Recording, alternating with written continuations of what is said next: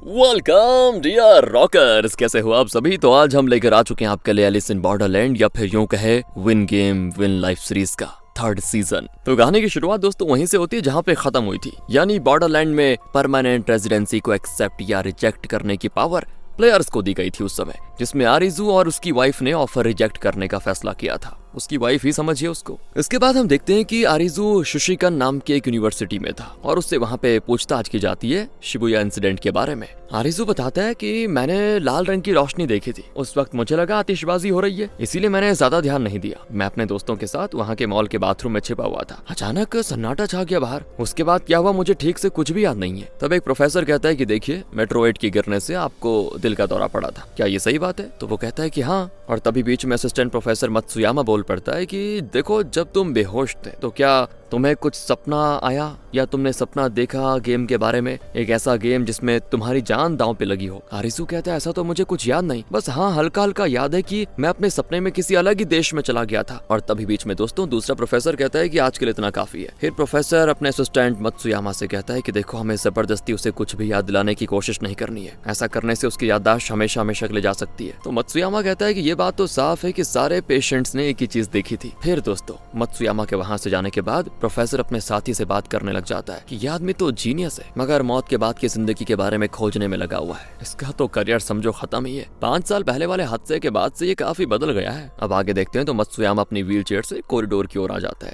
जहाँ दोस्तों उसको इत्तेफाक से आरिजू मिल जाता है। उससे वो कहता है कि देखो, अगर तुम्हें अपने सपने के बारे में कुछ भी याद आता है तो सीधा मुझसे आकर मिलना, भले ही वो बात कितनी ही अजीब क्यों ना हो, तुम मुझसे मिलने आ जाना, चाहे तुम पे कोई यकीन करे ना करे, मैं जरूर करूंगा। अब आगे आरिजू की नजर मिलती है अपनी ही वाइफ उसागी से। उसे भी यहाँ पे पूछताछ के लिए बुलाया गया था वैसे। फिर आरिजू मत्सुयामा को अपनी वाइफ से इंट्रोड्यूस करवाता है यहाँ पे, जिसपे मत्सुयामा अपना कार्ड देते हुए कहता है कि अगली बार अगर तुम यहाँ आओ तो मुझे अपना थोड़ा सा वक्त जरूर देना, बहुत जरूर बात है कुछ करने के लिए। इसके बाद आरिजू और उसागी अपना हंसी मजाक करते हुए साथ में वहां से जाने लग जाते हैं। तो एक बार जब आरिजू पीछे पलट कर देखता है तो उसे बड़ी हैरानी होती है, क्योंकि मत्सुयामा उसको अभी भी घूर रहा है जैसे कि कुछ गहरा राज हो। फिर हम मत्सुयामा के पास कई सारी बुक्स देखते हैं जो कि एक ही टॉपिक पे होती है, मौत के बाद क्या होता है टॉपिक, जैसे the truth about near death experiences, answer from the after life. वहीं पे मत्सुयामा अपनी एक अलग सी रिपोर्ट बना रहा होता है उन लोगों पे जो कि शिबुया मेट्रोएड इंसिडेंट में घायल हो गए थे। तो उन 10 लोगों से बात करने पे मत्सुयामा ने ये बात कॉमन पाई कि वो लोग किसी खाली शहर, एक सफर,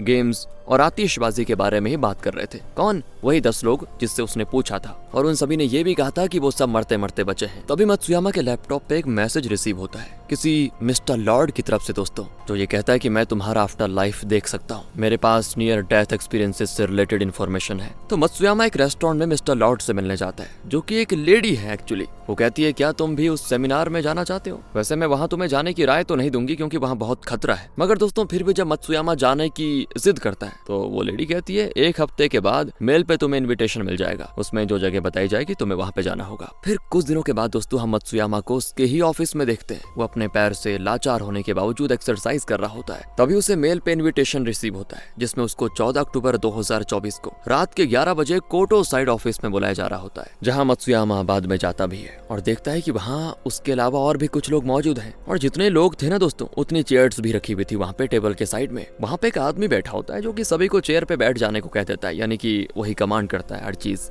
सभी बैठ जाते हैं। फिर वो मत्सुयामा को अपनी व्हील चेयर से उतरकर वहाँ की चेयर पे बैठने को कहता है। तो इसमें एक लेडी मत्सुयामा की मदद करने की कोशिश करती है, लेकिन तभी वो कमांड देने वाला आदमी इंस्ट्रक्शन देता है कि देखो, कोई भी अपनी चेयर से गेम कंप्लीट होने से पहले नहीं उठ सकता, ये रूल है, वरना अंजाम बहुत ही बुरा होगा। तो वो लेडी फिर झट से बैठ जाती है और मत्सुयामा को खुद ही किसी तरह मैनेज करते हुए वहाँ की चेयर पे बैठना पड़ता है। अब इसके बाद सभी नोटिस करते हैं कि चेयर पे कुछ कार्ड्स रखे हुए हैं। तो इस पे एक लेडी कहती है मैं तो यहाँ नियर डेथ एक्सपीरियंस करने आई थी, पर यहाँ ये बच्चों की तरह कार्ड्स, ये क्या है? वो आदमी कहता है रुकिए मैडम, इस गेम का नाम है ओल्ड मैन, सबको अपने सामने रखे कार्ड्स उठाने हैं। क्या कहा मैंने? सबको अपने सामने रखे कार्ड्स उठाने, और आप सभी में से किसी एक के पास जोकर वाला कार्ड होगा, जो सिर्फ मतलब जिसके पास वो कार्ड होगा उसी को पता होगा कि मेरे पास वो कार्ड है। तो सामने बैठे दूसरे प्लेयर को अंदाजा लगाकर सामने वाले प्लेयर के कार्ड में से एक कार्ड निकालना होगा, और अगर एक प्लेयर जोकर कार्ड निकालने में कामयाब हो जाता है तो जिसके पास से कार्ड गया है वो हो जाएगा एलिमिनेट, और अगर कार्ड निकालने वाला जोकर कार्ड नहीं निकाल पाता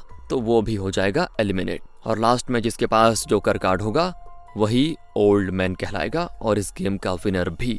दोस्तों आपको भी समझ आ गई शर्तें? ओके, स्टार्ट करते हैं। इसके बाद गेम होता है शुरू, मगर पहले ही राउंड में एक प्लेयर एलिमिनेट हो जाता है। पर ये कोई नॉर्मल एलिमिनेशन नहीं था, बल्कि उस प्लेयर को लग जाता है इलेक्ट्रिक शॉक और वो वहीं पे मर जाता है, जिससे एक लेडी तो घबराकर उसे हॉस्पिटल पहुंचाने के लिए अपनी चेयर से उठने की सोचती भी है, मगर उसे भी इलेक्ट्रिक शॉक लगा दिया जाता है जोर का और वो भी मर जाती है। इस पे वही कमांडर कहता है कि मैंने पहले कहा था ना, किसी को भी अपनी चेयर से उठना नहीं है। सभी फिर सीरियस हो जाते हैं, बहुत ज्यादा सीरियस। और अब कोई भी दोस्तों गेम को हल्के में नहीं लेता, क्योंकि बाजी सबकी जान पे लगी हुई थी। एक एक करके दोस्तों सारे प्लेयर्स एलिमिनेट हो जाते हैं, तो लास्ट में बच जाते हैं 2 प्लेयर, एक तो अपना मत्सुयामा और दूसरा एक और आदमी होता है। अब उस आदमी की बारी थी मत्सुयामा से कार्ड्स लेने की। इस वक्त मत्सुयामा के पास सिर्फ 2 कार्ड्स ही बचे होते हैं, पर मत्सुयामा यहाँ पे ये भी नहीं चाहता कि दूसरे आदमी की जान जाए, मतलब जो दूसरा बचा हुआ था। तो इसीलिए वो क्या करता है कि जोकर वाले कार्ड को ऊपर करके उस आदमी को इशारा भी करता है कि ये है जोकर वाला।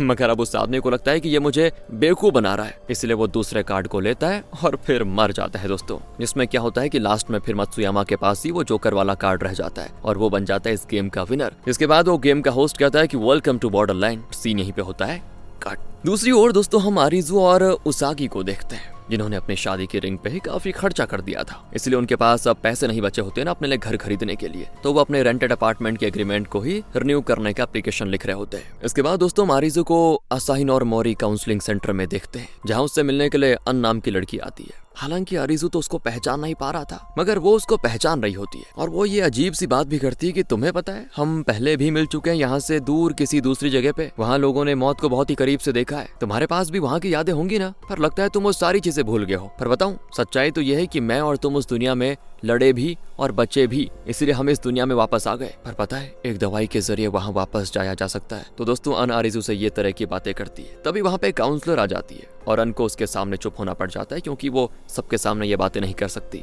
इधर हम उसागी को देखते हैं जो किसी काम से बाहर गई होती है, मगर वो एक होटल की ओर खींची चली जाती है। उसको लगता है जैसे उसका इस जगह से कोई नाता है। अब अंदर का माहौल तो बिल्कुल बढ़िया होता है, नॉर्मल, मगर उसागी को डिस्टर्बिंग फ्लैशबैक्स आ रहे होते हैं, जैसे इस जगह पे बहुत सारी लाशें उसने देखी हो कभी, जिससे उसका सर चकराने लग जाता है और वो चेयर पे बैठ जाती है चुपचाप। एंड तभी उसको अपने सामने कोई दिखाई देता है, जिससे वो हो जाती है हैरान। पर वो कौन था दोस्तों आगे पता चलेगा। अब हम रात में जब आरिज़ू को घर पे देखते हैं तो वो देखता है कि उसकी वाइफ उसागी अभी तक घर नहीं आई। वो कॉल लगाता है उसको और कॉल पे उसागी रोते हुए कहती है कि मुझे माफ कर दो आरिज़ू। कॉल कट हो जाती है दोस्तों इतने में ही। वो दोबारा कॉल लगाता है पर अब कॉल लगती ही नहीं। वो बेचारा रात भर परेशान उसका इंतजार करता रहता है, मगर वो घर आती नहीं। तब अगली सुबह मजबूरी में जाना पड़ता है उसको पुलिस स्टेशन और वो अपनी वाइफ की मिसिंग होने की रिपोर्ट लिखाता है। फिर दोस्तों पुलिस वाले भी कुछ देर में होटल के कैमरा की फुटेजेस दिखाते हैं आरिज़ू को, जहां आखिरी बार उसकी बीवी को देखा गया था, वो भी एक अनजान शख्स के साथ। और वो अनजान शख्स कोई और नहीं दोस्तों बल्कि मत्सुयामा था। हाँ, जिसको देखते ही आरिज़ू पहचान जाता है। मगर अब पुलिस वाले कहते हैं कि लगता है तुम्हारी वाइफ और मत्सुयामा का अफेयर चल रहा है। लेकिन आरिज़ू को दोस्तों इस बात पे रत्ती भर भी भरोसा नहीं होता और वो उनसे कहता है कि देखिए मेरी वाइफ पक्का किसी खतरे में है, आप उसको ढूंढिए। मगर कहाँ यार, पुलिस वाले उसकी बात मानते ही नहीं। और तब आरिज़ू जाता है शुशिकान यूनिवर्सिटी और वहाँ वो असिस्टेंट प्रोफेसर मत्सुयामा के बारे में पूछता है वहाँ के लोगों से। तो पता चलता है कि यूनिवर्सिटी वाले भी मत्सुयामा से कांटेक्ट नहीं कर पा रहे हैं, वो भी मतलब पता नहीं कहाँ है। लेकिन उसकी एक बात थी, बिना बताए कभी छुट्टी नहीं लेता था, पर फिलहाल वो गायब है, अपने रूम में भी नहीं है। तब दोस्तों आरिज़ू मत्सुयामा के रूम में जाने की सोचता है, लेकिन इससे पहले वो वहाँ के स्टाफ को ये भी कहता है कि मेरी वाइफ और मत्सुयामा दोनों एक होटल के कमरे में थे आखिरी बार जब उनको देखा गया था। फिर वो मत्सुयामा के रूम में जाता है तो हैरान दोस्तों, क्योंकि वहाँ पे बुक्स की लाइनें लगी होती है, कई सारे नोट्स वगैरह भी दीवार पे चिपके होते हैं और वो सारी चीजें सिर्फ और सिर्फ नियर डेथ एक्सपीरियंसेस से जुड़ी होती हैं। टेबल पे मिलता है उसको उसागी का इंटरव्यू का पेन ड्राइव, जिसको आरिज़ू प्ले करके देखता है। तो उसमें उसागी से सवाल किया जाता है उसके सपने के बारे में, जिस पे उसागी कहती है मुझे अक्सर एक ही सपना बार बार आता है, जिसमें मेरे डैड एक माउंटेन पे हैं और वो मेरी ओर देखकर नीचे कूद जाते हैं, यानी खुद की जान दे देते हैं, और मेरे लाख मना करने के बावजूद भी रुकते नहीं। तो इंटरव्यूअर उससे आगे पूछता है कि ये सपने, इसके बारे में आपने क्या अपने हस्बैंड को बताया आरिज़ू को? तो वो कहती नहीं, हमारी शादी जल्दबाजी में हुई, इसीलिए मैं अभी पूरी तरह से अपने हस्बैंड के साथ उतनी फ्रैंक नहीं हूँ, और वैसे भी मुझे सारी डिस्टर्बिंग बातें बताने में दिक्कत बहुत होती है। दोस्तों पेन ड्राइव में ये सारा खेल देखकर आरिज़ू वापस अपने घर जा ही रहा होता है कि रास्ते में उसको मिल जाता है एक आदमी जो बताता है कि यार तुम्हारी वाइफ तो उस खूबसूरत दुनिया में वापस जा चुकी है, तुम्हें वहां नहीं जाना क्या? तुम्हें भी जल्दी सब कुछ याद आ जाएगा और तुम भी उसी दुनिया में लौट जाओगे। ये कहते कहते दोस्तों वो आरिज़ू के पॉकेट में एक जोकर कार्ड डाल देता है। क्या जोकर कार्ड? तभी सामने से एक कार आती है जिसकी लाइट से आरिज़ू की आंखें हो जाती है बंद और वो कार्ड देने वाला आदमी अचानक हो जाता है गायब। तभी आता है आरिज़ू को पुलिस का कॉल और अगले ही सीन में वो उनके साथ हॉस्पिटल में होता है। दरअसल हुआ ये कि आरिजू की वाइफ उसागी और मत्सुयामा दोनों ही कोमा में है और मेडिकल रिपोर्ट के हिसाब से किसी भी वक्त उनको हार्ट अटैक आ सकता है। हालांकि उनकी बॉडी पे जबकि किसी तरह के कोई निशान भी नहीं है, पर उन दोनों की बॉडी में एक खास तरह का ड्रग मिला है। लगता है दोस्तों दोनों साथ में खुद की जान लेने की कोशिश कर रहे थे। अब आगे जब आरिजू डॉक्टर से मिलता है तो वो सबसे पहले यही बात बताते हैं कि देखो, खून की जांच से ये पता चल रहा है कि आपकी वाइफ इस वक्त पेट से है, वो 1 हफ्ते की प्रेग्नेंट भी है, इसलिए हमें लगता है कि शायद इस बारे में आपकी वाइफ को भी पता नहीं रहा होगा। और फिर थोड़ी देर के लिए आरिजू को अपनी वाइफ को देखने दिया जाता है। उसके बाद पुलिस वाले आरिजू से बातचीत करते हैं और पूछते हैं कि एक बात बताइए, आपको हाल ही में हुए टोक्यो के सामूहिक रूप से खुद की जान लेने वाले उस हादसे के बारे में कुछ पता है क्या? वहाँ लोग सेमिनार्स के लिए जाया करते थे और उस सेमिनार से मत्सुयामा का भी कनेक्शन पाया गया है। आप एक काम कीजिए, एक बार अपनी वाइफ का जो सामान है उसको चेक कर लीजिए, देखिए तो इसमें जरा कुछ अनकॉमन है। तो आरिजू दोस्तों उसागी के सामान में एक जोकर कार्ड देखकर बिल्कुल हैरान हो जाता है और जब उस कार्ड को गौर से देखता है ना तो ऑफिसर कहते हैं कि ओह, इसका मतलब ये कार्ड ही कुछ कर रहा है, क्योंकि मत्सुयामा के पास भी हमें ऐसा ही कार्ड मिला। तो क्या आप इसके बारे में कुछ जानते हैं? आरिजू तो यहाँ पे इनकार कर देता है और चला जाता है अन के पास। दोस्तों वो उसे सारी बातें बताता है और कहता है कि तुम्हारे पास जो भी ड्रग्स है मुझे दे दो प्लीज, मैं अपनी वाइफ को वापस लाना चाहता हूँ। जिसपे अन उसको समझाती भी है कि देखो, इस इंजेक्शन से तुम्हें हार्ट अटैक आएगा और तुम 2 मिनट के लिए जिंदगी और मौत की एक अजीब पहेली में गुम हो जाओगे कहीं। तभी हॉस्पिटल से आरिजू को कॉल आता है कि उसागी को हार्ट अटैक आ गया। तो आरिजू अन को कहता है कि जल्दी करो जो करना है, और वो फौरन उसको इंजेक्शन लगा देती है। जिसके बाद होता है कि आरिजू उसी रूम में होता है मगर अन गायब हो चुकी थी। यानी दोस्तों आरिजू गेमिंग वर्ल्ड यानी बॉर्डरलैंड में आ चुका था, जहां उसको एक साइन दिखता है कि 15 किलोमीटर साउथ ईस्ट की ओर एक टेम्पल है, वहाँ गेम रात में शुरू होगा। इसलिए आरिजू बेचारा पैदल ही 15 किलोमीटर जाता है तो उसको एक मंदिर सच में दिखता है। उसके अंदर जाते मंदिर का दरवाजा हो जाता है अपने आप बंद। और यहाँ ये देखिए दोस्तों कितने सारे प्लेयर्स हैं और इस गेम का नाम है दोस्तों तकदीर, जिसमें ध्यान से सुनिएगा प्लेयर्स को 10 राउंड खेलने होते हैं और हर एक राउंड में हर प्लेयर को एक लकड़ी के बॉक्स में से एक स्टिक निकालनी है जिसपे एक नंबर लिखा होगा और उसी नंबर का बॉक्स उस प्लेयर के लिए ऑटोमेटिकली खुल जाएगा, जिसमें तकदीर से रिलेटेड एक मैसेज होगा। तो सबसे पहले एक शराबी आगे बढ़ता है और उसका जो पर्ची निकलती है उसमें लिखा होता है कि आप लकी हैं, आपके साथ आज सिर्फ अच्छा ही होगा। फिर दूसरी किसी की बारी आती है और वो भी पर्ची निकालती है, उसमें लिखा तो अच्छा होता है दोस्तों उसकी तकदीर के बारे में, मगर साथ ही में उसे मैथ्स का एक क्वेश्चन भी सॉल्व करना होता है जिसका जवाब उसको लगता है कि 15 होगा, मगर कुछ लोग उसको कह देते हैं कि नहीं नहीं, मेरे हिसाब से इसका जवाब 18 होगा, कोई कहता है कि 20 होगा, कोई कुछ कहता है। अब यहाँ पे दिक्कत ये थी कि क्वेश्चन सॉल्व करने के लिए टाइम लिमिट भी होती है, इसलिए वो जल्दबाजी में 18 कह देती है। इसके बाद अनाउंसमेंट होता है कि आपका जवाब गलत है, सही जवाब होगा 15। सही जवाब और गलत जवाब के बीच में जितने अंकों का अंतर है उतने ही अग्निबाण चलाए जाएंगे। कृपया सभी लोग ध्यान से रहिएगा। ये सुनकर लड़की कहती है अग्निबाण, और तभी दोस्तों एक अग्निबाण उसके गले के आर पार हो जाता है। लड़की तो वहीं पे खत्म और उसके साथ ही 2 और बाण, वो दोनों लग जाते हैं एक ही आदमी को और उसका भी काम तमाम। अब ये देखकर सभी में डर का माहौल बन जाता है, क्योंकि ये गेम ही ऐसा है कि जो गलत आंसर देगा सिर्फ वही मरेगा। लेकिन एक और कंडीशन है कि मंदिर के आंगन में जितने भी लोग हैं उन सभी को सावधान रहना होगा, क्योंकि अग्निबाण किसी को भी लग सकता है। ऊपर से अब हर पर्ची में कोई ना कोई अतरंगी क्वेश्चन लिख के आ रहा था, जिससे होता यह कि डर के मारे एक लड़का मंदिर का गेट खोलकर वहां से भागने की कोशिश करता है, मगर एक तीर सीधा उसके सर के आर पार हो जाता है दोस्तों। यानी यहाँ से गेम पूरा किए बिना बाहर जाने की तो सोचना ही नहीं है। अब अगला सवाल एक लेडी के लिए होता है जो बहुत ही इंटरेस्टिंग है। सुनिए ध्यान से जरा, कितने लोग एक जगह पे होंगे जिससे 50% से ज्यादा चांसेस हो कि 2 लोगों का बर्थडे सेम हो? क्या कहा मैंने? कितने लोग एक जगह पे होने चाहिए जिससे 50% से ज्यादा चांसेस हो कि 2 लोगों का बर्थडे सेम हो? तो इसके साथ 4 ऑप्शन होते हैं। तो लेडी वहां पे ऑप्शन 2 चूज करती है जो कि होता है 78, मगर दोस्तों इसका सही जवाब निकलता है 23। यानी कि अब 78 - 23 55 अग्निबाण बरसाए जाएंगे। लोग यहाँ से वहां भागने लग जाते हैं। फिर भी इस राउंड में कई तो घायल हो जाते हैं, कई मर जाते हैं। अब दोस्तों अगर आप ये सोच रहे हैं कि 23 आंसर कैसे आया, तो इसके लिए आपको प्रोबेबिलिटी पढ़नी पड़ेगी, बहुत ही ये मैथमेटिक्स में घुसना पड़ेगा। अब आगे एक सवाल आता है कि दिल से जो खून पंप होता है उसे शरीर में घूमकर वापस दिल तक आने में कितना समय लगता है? तो लड़का जवाब देता है 80 सेकंड्स, लेकिन सही जवाब होता है 30 सेकंड्स। तो यहाँ पे अंकों का अंतर हुआ 50 और अब जल्दी से इन पे 50 अग्निबाण बरसाए जाते हैं। फिर आगे पूछा जाता है कि गाय का दूध गाय के खून के पोषक तत्वों से बनता है, तो 1 लीटर गाय के दूध के लिए कितने लीटर खून की जरूरत होगी? अब देखिए ये सारे मैथ्स के क्वेश्चन हैं दोस्तों, तो इसीलिए मैं डायरेक्ट आपको बता देता हूँ। इसका सही जवाब होता है 450 लीटर, जबकि उस लड़के ने ना जवाब दिया होता है 2 लीटर, यानी कि 448 448 अग्निबाण इन पे बरसाए जाते हैं, जिसमें काफी सारे प्लेयर्स मारे जाते हैं। फिर यहाँ आरिज़ू को फ्लैशबैक्स आ जाते हैं। जब वो पिछली बार गेम में आया हुआ था तो इसी तरह के कई सारे लोग मरते जा रहे थे वहाँ। खैर दोस्तों, इसी तरह से अग्निबाण से मरते मरते 9 राउंड तो खत्म हो जाते हैं। लगभग आधे से ज्यादा प्लेयर तो सफाचट हो चुके थे, और अब जो बचे होते हैं उनके डर के मारे बुरे हाल। तो 10वें राउंड में पर्ची निकालने जाते ही नहीं कोई भी, तो मजबूरी में आरिज़ू को ही जाना पड़ जाता है। उसके पर्ची में पता है क्या लिखा होता है? पूरी दुनिया में इंसानों की आबादी कितनी है? तो आरिज़ू जवाब देता है 7.9 अरब, जबकि सही जवाब होता है 8 अरब दोस्तों। यानी अब इन पे 1 अरब अग्निबाण बरसाए जाएंगे, 1 अरब। पर कुछ प्लेयर्स को लग रहा होता है कि 1 अरब अग्निबाण आखिर आएंगे कहाँ से, और तभी ये ऊपर आसमान की ओर देखते हैं जहाँ से तेज रोशनी आती है। अब 1 अरब बाण से तो बच पाना नामुमकिन था, एक भी प्लेयर इससे जिंदा नहीं बच पाता। तो इसीलिए आरिज़ू सोचने लग जाता है कि हम कहाँ छिपे, कहाँ जाएं। मंदिर का गेट अंदर से बंद है, हम ना तो अंदर जा सकते हैं ना ही बाहर, ऊपर से तीर भी आ रहे हैं। और तभी उसको याद आता है कि जब मैं मंदिर में एंटर कर रहा था मैंने नोटिस किया कि मंदिर की सीढ़ी काफी ऊंची थी, यानी कि हो ना हो मंदिर के नीचे सुरंग है। इसीलिए दोस्तों वो आंगन में लगे टाइल्स को उठाने लग जाता है और बाकियों से भी मदद मांगता है। अब एक टाइल हिल रही थी तो ये लोग उसे उठाने में कामयाब हो जाते हैं और एकदम सही वक्त पे अंदर घुसने में कामयाब होते हैं, वरना 1 अरब बाण इनको तो भस्म कर देते। खैर अभी फिलहाल के लिए बिल्कुल महफूज थे। अंदर एक वॉल पे लिखा होता है कि अब ये गेम यहाँ पे कंप्लीट होता है। दरअसल इन्होंने 10 राउंड तो कंप्लीट कर लिए थे और अभी ये मंदिर के एरिया से बाहर नहीं गए थे, तो इन्होंने वैसे कोई रूल भी ब्रेक नहीं किया था। पर उतने सारे प्लेयर्स में ये 8 प्लेयर ही जिंदा बच पाते हैं। आगे इन्हें लिखा मिलता है नेक्स्ट गेम होगा 17 किलोमीटर नॉर्थ ईस्ट में, वो भी कल शाम की सूरज डूबने के बाद।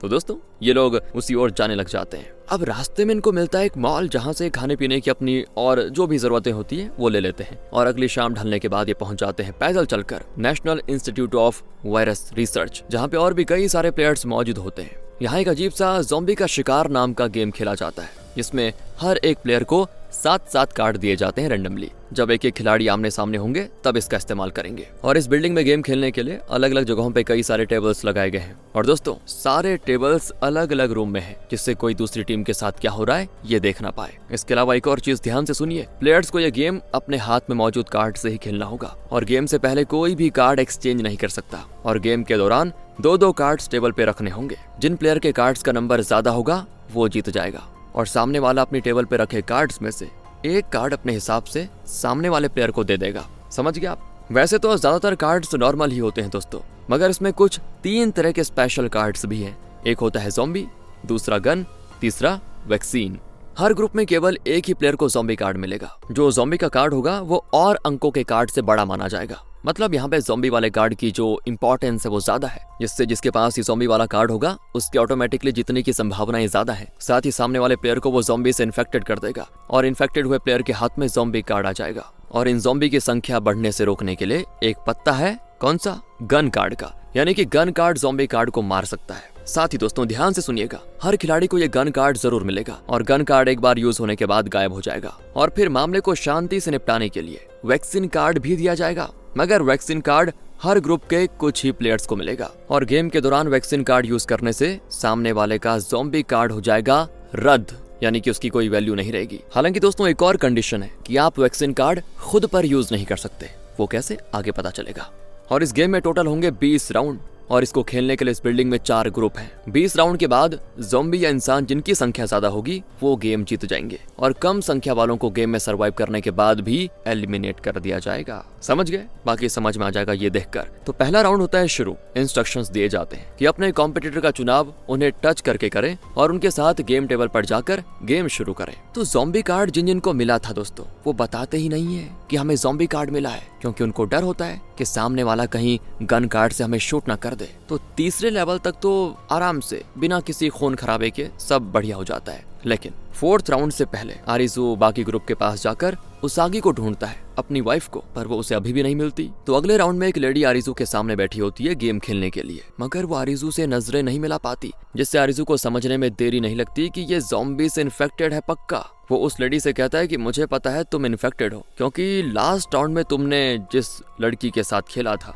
अगर चाहती तो उसके साथ ही ये वाला राउंड भी खेल सकती थी, मगर तुमने मुझे आकर टच किया। इसका मतलब साफ है कि तुमने पहले उसे इन्फेक्टेड किया और अब मुझे करने आ गई हो, और ये तुम इसीलिए कर रही हो क्योंकि तुम इन्फेक्टेड हो, तो तुम चाहती हो कि ज्यादा संख्या में लोग इन्फेक्टेड हो ताकि तुम जीत जाओ, है ना। लेकिन यहाँ ज़ॉम्बी बनना समझदारी नहीं होगी, क्योंकि उनको मार दिया जाता है। इसलिए जैसे हमें कोई वैक्सीन वाला मिलेगा हम तुम्हें ठीक कर देंगे, पर हमें तुम्हारा साथ चाहिए ताकि तुम और ज़ॉम्बीज ना बनाओ प्लीज। जिसके लिए दोस्तों वो मान जाती है। इस तरह से आरिज़ू 2-4 ज़ॉम्बीज की पहचान कर लेता है कि कौन कौन ज़ॉम्बीज हैं। अब कुछ लोग तो उनको मारने की बात कर रहे होते हैं इन ज़ॉम्बीज को, तो कुछ लोग वैक्सीन ढूंढने को कह रहे थे कि वैक्सीन से इनको बचा लेते हैं। तभी वहाँ पे रे नाम की एक कूल सी हरे बालों वाली लड़की आती है। वो कहती है कि मेरे पास ज़ॉम्बी और वैक्सीन दोनों कार्ड है, मेरे पास एक आइडिया भी है। हम ज़ॉम्बी बन चुके लोगों को अपने विश्वास में लेंगे कि अगर आप ज़ॉम्बी कार्ड से इन्फेक्टेड हो चुके हैं तो कोई बात नहीं, हम आपको वैक्सीन से ठीक करेंगे, मगर आपसे यही रिक्वेस्ट है कि आप दूसरे लोगों को और ज़ॉम्बी कार्ड से इन्फेक्ट ना करें। तो ये तो है दोस्तों रे नाम की उस हरे बालों वाली लड़की का आइडिया। आरिज़ू को भी आइडिया बढ़िया लगता है और वो अपनी टीम के साथ बाकी टीम के पास जाता है और ये बातें उनको भी बताता है। तो काफी लोग तो उसकी साइड हो जाते हैं, मगर कुछ इक्के दुक्के ऐसे भी लोग होते हैं जिनका कहना होता है कि जब हमारे पास गन कार्ड है तो फिर हम ज़ॉम्बीज को बचाने की जगह मार देते हैं। जिससे दोस्तों अब उन लोगों को दिक्कत हो जाती है जिन्होंने बता दिया था कि हम ज़ॉम्बी कार्ड से इन्फेक्टेड हो चुके हैं, उनकी जान को खतरा है अब, क्योंकि ये जो इक्के दुक्के लोग हैं ये उनको छोड़ेंगे नहीं। और फिर दोस्तों धड़ल्ले से ज़ॉम्बीज कार्ड वालों को फिर मारा जाने लग जाता है। आरिज़ू और रे की बात कोई सुनने को तैयार होते नहीं। इस तरह से ये लोग मरते बचते 18वें राउंड पे पहुंच जाते हैं। और अब दोस्तों गेम में सबसे इंटरेस्टिंग पॉइंट आता है, या कहें तो चैलेंजिंग, क्योंकि गेम में आमने सामने खुद आरिज़ू और रे हैं। यहाँ पे एक ट्विस्ट रिवील होता है कि अभी तक रे ने झूठ कहा था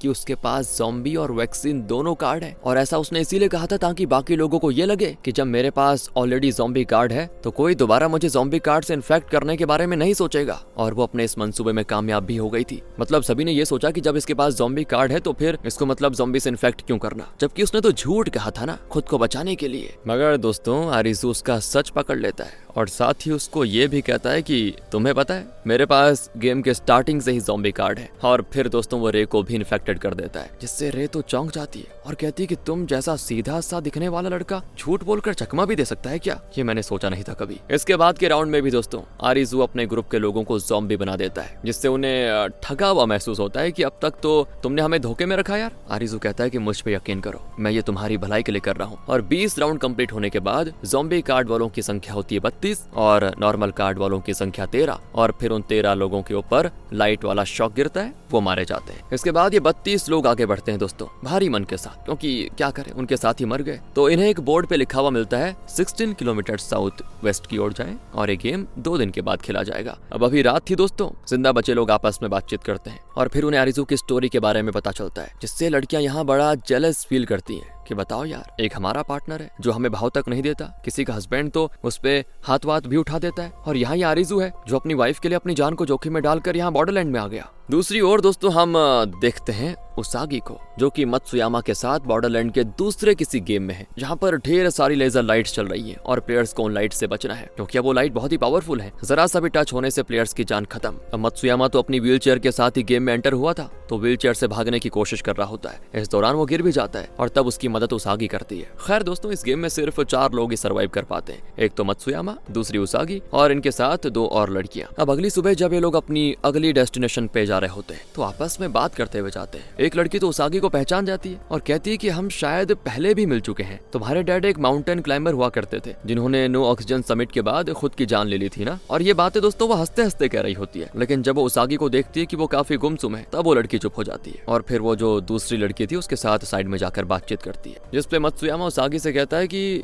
वो लोग क्या कहती है इससे तुम्हें फर्क नहीं पड़ना चाहिए। तभी आता है एक बढ़िया सा फ्लैशबैक, जब मत्सुयामा सेमिनार में गया हुआ था ना, और वहाँ गेम के होस्ट ने मत्सुयामा के जीतने पे कहा था कि तुम पैर से लाचार होने के बावजूद भी ये गेम जीत पाए, और मुझे तुम जैसे ही मजबूत लोगों की जरूरत है बॉर्डरलैंड के नागरिक बनने के लिए, और तुम्हें भी तो मौत और जिंदगी के बीच की दुनिया देखने का बड़ा शौक है ना, पर इसके लिए तुम्हें मेरा एक काम करना होगा। एक लड़की है जिसे गुमराह करके तुम्हें उस गेम में लाना होगा कैसे भी करके। उस लड़की के दिल में आज भी उसके पिता की मौत का जो गम है ना वो घर करके बैठा हुआ है, तुम उसे बस ये पानी जैसा दिखने वाला ये द्रव पिला दो, बाकी काम हो जाएगा, जो कि मत्सुयामा ने कर भी दिया था दोस्तों। तभी तो वो आज बॉर्डरलैंड में है, और वो जो गेम का होस्ट है ना उसको पता था कि उसागी के पीछे पीछे आरिज़ू भी गेम में जरूर आएगा। साथ ही मत्सुयामा के दिल में उसागी के लिए अब फीलिंग्स आ रही है जिससे ये गेम बड़ा इंटरेस्टिंग होने वाला है दोस्तों, और डरावना भी। इसी के साथ हम देखते हैं उसागी और उसकी टीम को, जो कि डेस्टिनेशन पे पहुंच ही गए हैं। और इस बार का लोकेशन है रेलवे स्टेशन, जहां पहले से काफी सारे प्लेयर्स मौजूद है हर गेम की तरह। अब इनके आने के बाद अनाउंसमेंट की जाती है कि प्लेयर्स पूरे हो गए हैं। तभी आती एक ट्रेन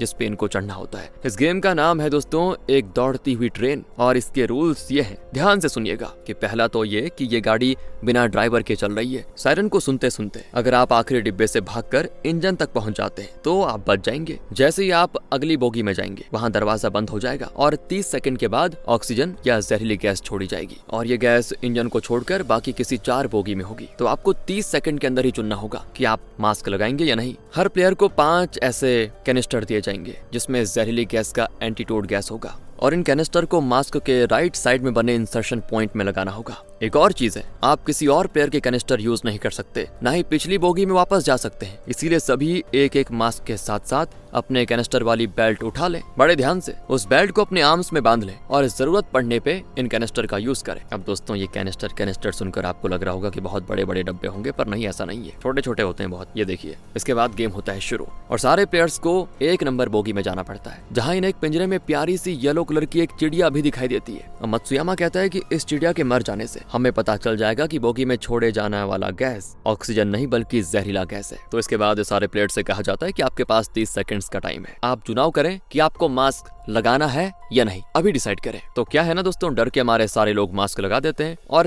30 सेकंड के बाद ट्रेन के सीलिंग से गैस निकलती है, जो कि जहरीली नहीं है क्योंकि वो चिड़िया अभी भी जिंदा है। कुछ देर के बाद ट्रेन के सारे खिड़की दरवाजे खुल जाते हैं, जिसमें आराम से खुलकर सांस लेते हैं, और तब ये सोचते हैं कि अब हमने एक कैनिस्टर तो वेस्ट कर दिया। इसके बाद इन्हें बॉगी नंबर 2 में जाने को कहा जाता है। इस बार भी सभी के सभी मास्क लगा लेते हैं, और इस बार इन्होंने बिल्कुल सही फैसला लिया था दोस्तों, क्योंकि इस बार बोगी में रखी चिड़िया मर जाती है। फिर ये लोग बोगी नंबर 3 में जाते हैं, और इस बार ये फैसला लेते हैं कि हम मास्क नहीं लगाएंगे, और नसीब इनका साथ देता है, और ये देखते हैं कि इस बार जहरीली गैस नहीं निकली। तभी ट्रेन के सारे खिड़की दरवाजे खुल जाते हैं, और इन्हें सामने से एक और ट्रेन पार होते हुए दिखाई देती है, जिसमें लोग जहरीली गैस की वजह से खून की उल्टियां करते करते मर रहे थे। बड़ा खौफनाक मंजर होता है दोस्तों, सभी के डर के मारे हालत खराब। इसके बाद ये नंबर 4 बोगी में जाते हैं, और अब इस सोच में पड़ जाते हैं कि अब हमें मास्क लगाना चाहिए या फिर नहीं। तो मत्सुयामा कहता है, देखो इतनी सारी गैस से ट्रेन की बोगी को भरने के लिए कहीं तो गैस का स्टोरेज रखा होगा, है ना, हमें बस उसे ढूंढना है। अब इनके बीच एक ऐसा आदमी था दोस्तों, जो कहता है कि मुझे ट्रेन के बारे में थोड़ी जानकारी है। ट्रेन के ऊपर पेंटोग्राफ होता है,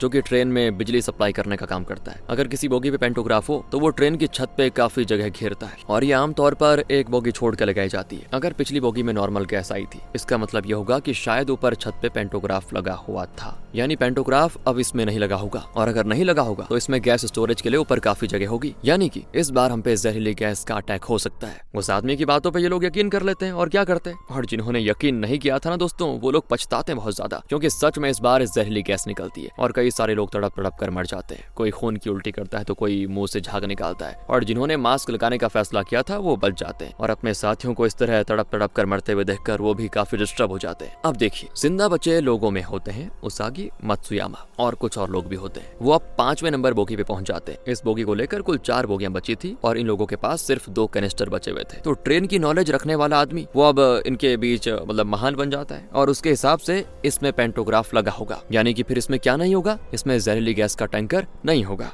तो इसीलिए इस बार सभी लोग मास्क नहीं लगाते, और उनका अंदाजा बिल्कुल सही निकलता है। सारे के सारे लोग जिंदा बचकर चले जाते हैं नंबर 6 बोगी में, और वहाँ बोगी को अच्छे से देखने पर उस आदमी को रियलाइज होता है कि ये ट्रेन का मॉडल तो अलग ही है। इसमें तो पेंटोग्राफ ट्रेन के ऊपर नहीं बल्कि ट्रेन के नीचे है, यानी कि हर बोगी के छत पे गैस टैंकर लगाने की जगह जरूर होगी। इससे सभी शॉक्ड हो जाते हैं कि यानी कि अभी तक हम सिर्फ तुक्के से बच रहे थे यार, और फिर उन सभी का भरोसा उससे उठ जाता है कि ये तो गलत आदमी है, वो तो हमारा नसीब अच्छा था कि हम बच गए। अभी तक में दोस्तों 30 सेकंड खत्म भी हो जाते हैं, और अब बस 30 सेकंड खत्म होने वाले थे, तो इनको चुनाव करना था कि मास्क लगाना है या फिर नहीं। तो ये मास्क लगाने का फैसला करते हैं, मगर इस बार जहरीली गैस नहीं निकलती, यानी कि इन्होंने एक कैनिस्टर वेस्ट कर दिया। इनका दिमाग खराब हो जाता है, क्योंकि 2 बोगियां इनको अभी और पार करनी है इंजन तक पहुंचने के लिए, मगर अभी तक में सिर्फ 2 ही बोगियों में जहरीली गैस निकली, यानी कि अब आगे जो 2 बोगियां होंगी उन दोनों में जहरीली गैस जरूर होगी, और इनके पास कैनिस्टर एक ही है। इस वजह से ये लोग जिंदा रहने की उम्मीद छोड़ देते हैं और रोना शुरू कर देते हैं कि अब आगे क्या करें। तो दोस्तों अब आगे इनका क्या होगा, ये जानने के लिए नेक्स्ट पार्ट देखना होगा, और नेक्स्ट पार्ट देखना है तो प्लीज कमेंट में बताइए ना। मिलते हैं आपसे अगली वीडियो में, ध्यान रखेगा अपना, और मजा आया हो तो यार लाइक करें, शेयर करें। Thanks for watching.